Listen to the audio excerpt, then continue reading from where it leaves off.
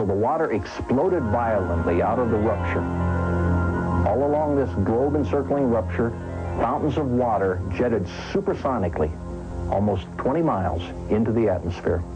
The spray from this enormous fountain produced torrential rains, such as the earth has never experienced before or after. The Bible states that all the fountains of the great deep burst open on one day. And it describes these events about 5,000 years ago, which we can now tie together scientifically. Some of the water jetting high above the cold stratosphere goes into supercooled ice crystals and produce some massive ice dumps, burying, suffocating, and instantly freezing many animals, including the frozen mammoths of Siberia and Alaska. The high-pressure fountains eroded the rock on both sides of the crack, producing huge volumes of sediments that settled out of this muddy water all over the earth. These sediments trapped and buried plants and animals, forming the fossil record. This erosion widened the rupture. Eventually, the width was so great that the compressed rock beneath the subterranean chamber sprung upward, giving birth to the mid-oceanic ridge that wraps around the earth like the seam of a baseball. The continental plates, the hydroplates, still with lubricating water beneath them, slid downhill away from the rising mid-Atlantic ridge.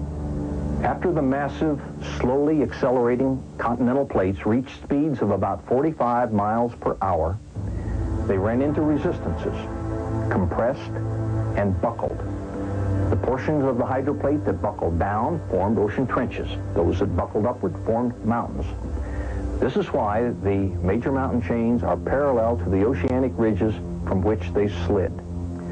The hydroplates, in sliding away from the oceanic ridges, opened up very deep ocean basins into which the floodwaters retreated.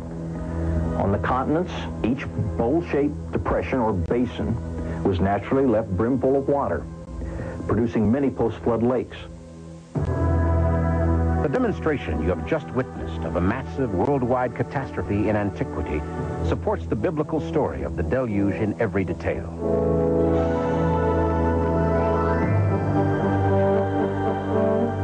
During their long ordeal at sea, Noah and his family had their faith, but very few answers.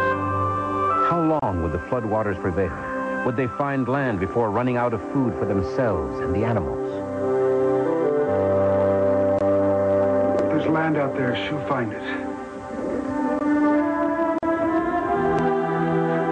First, Noah sent out a raven to see if there was dry land anywhere. But the raven just flew about, likely feeding on floating debris.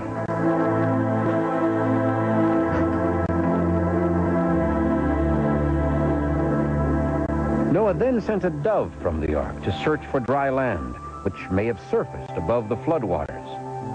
But the dove returned, having found no place to rest.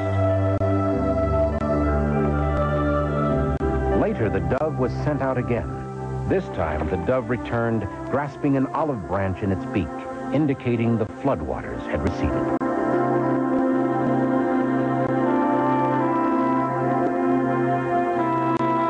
The ark was at sea for many long months, waiting for the storm to cease and the floodwaters to recede. At long last, it came to rest on the mountains of Ararat. Now, 8 months after the flood began, other barren mountain peaks became visible. Noah and his family followed God's command and continued to stay aboard the ark for their safety and that of the animals.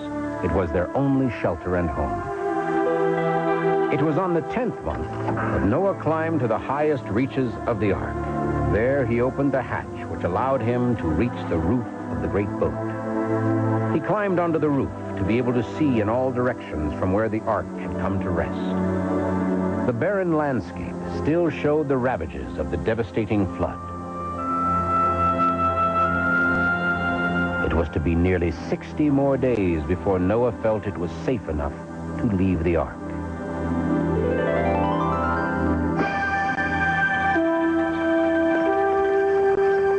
In all, Noah and his family were aboard the ark for 365 days.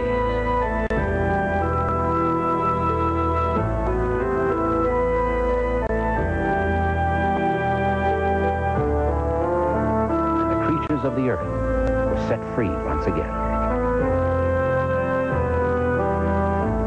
Noah's trust in God's commands had been an enormous act of faith, but it was faith well rewarded.